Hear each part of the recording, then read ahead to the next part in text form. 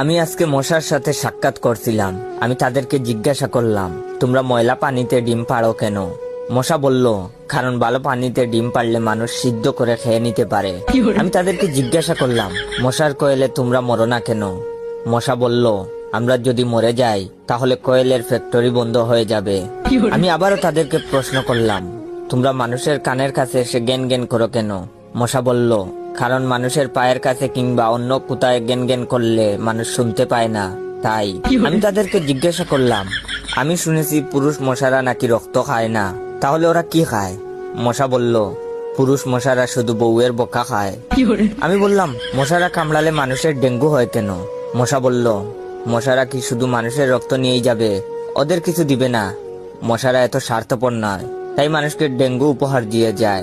মশার সাথে সাক্ষাৎ করার পর আমি মশার উপর রিসার্চ করলাম।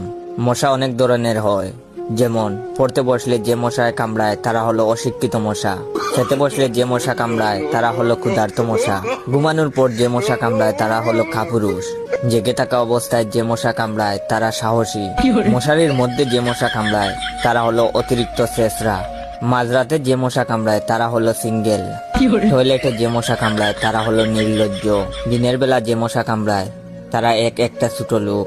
আমার এই ভিডিওটা দেখার সময় আপনাদের যেই মশাগুলো কামড়াইতেছে ওইগুলো হলো প্রতিবাদী মশা।